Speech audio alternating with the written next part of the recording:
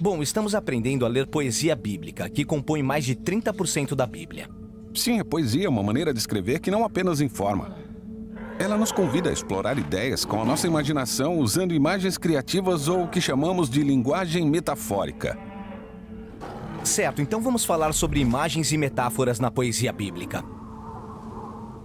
Algumas coisas na vida são fáceis de entender, porque são experiências físicas tangíveis, como, por exemplo, sentir frio. Eu não gosto de sentir frio. Mas outras não são tão concretas como, por exemplo, quando uma pessoa não gosta de você. Eu também não gosto disso. São duas coisas diferentes. Mas veja como, sem você notar, a sua mente ligou essas duas coisas. Por exemplo, quando dizemos coisas do tipo, ela me deu um olhar bem frio ou não seja tão frio. Também podemos inverter e pensar em afeição como o calor. O calor da sua amizade me faz bem, ou ela é uma pessoa calorosa. Exatamente. Então, pegamos um conceito básico como o calor e ligamos a um conceito abstrato como a afeição. Isso dá uma forma mais imaginativa de falar sobre as experiências. Estamos pensando através de metáforas. Sim, elas criam uma estrutura para que a mente consiga entender o mundo. Metáforas governam nosso pensamento e nossa linguagem. Como essa própria frase, as metáforas governam. Essa é uma metáfora que diz que as ideias são governantes. Ou pense em uma metáfora que diz que ideias contrárias estão em conflito. Num debate eu tenho que defender minha posição e apresentar um fundamento para vencer o argumento. Como você vê, as metáforas não são apenas só um jeito elegante de escrever. Elas estão em toda a nossa linguagem. E as metáforas que usamos moldam a nossa imaginação e o nosso comportamento. Por isso não é surpresa quando poetas bíblicos usam sempre imagens metafóricas. Agora, algumas metáforas da Bíblia são fáceis de entender, como a de que a luz é boa e a escuridão é má. Mas lembre-se de que os poetas bíblicos viviam na antiguidade, o que significa que algumas das suas metáforas podem parecer estranhas para nós. Como assim? Imagine águas caóticas, como em uma tempestade no meio do oceano. Certo. Agora pense numa situação em que você esteve em perigo e ligue uma coisa a outra. O perigo é como águas caóticas. Exato. Mas os autores bíblicos vão mais longe. Eles também falam de pessoas perigosas, como sendo águas turbulentas.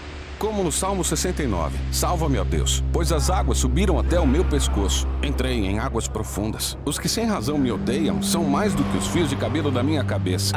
Os inimigos são ondas perigosas. Sim, e as nações inimigas também. Como em Isaías 17, os povos rugem como águas impetuosas.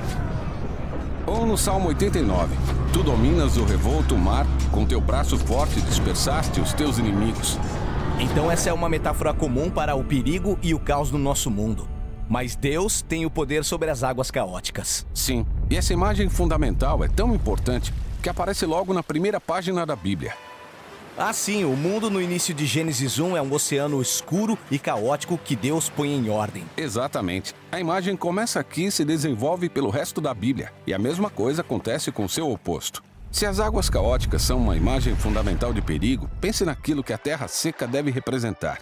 A terra seca oferece segurança, proteção e estabilidade. Isso, alguns dos desejos humanos mais básicos. E é o que Deus está provendo quando a terra seca aparece, nas primeiras páginas de Gênesis.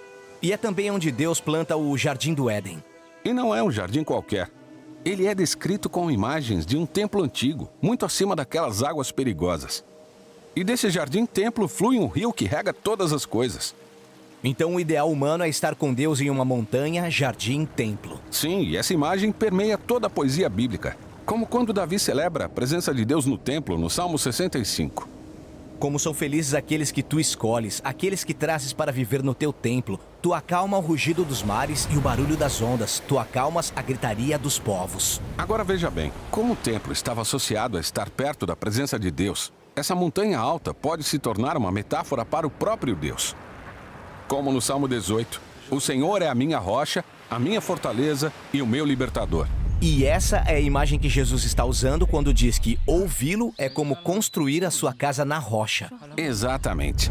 Veja então como essas ricas metáforas da poesia bíblica têm as suas raízes em antigas narrativas bíblicas.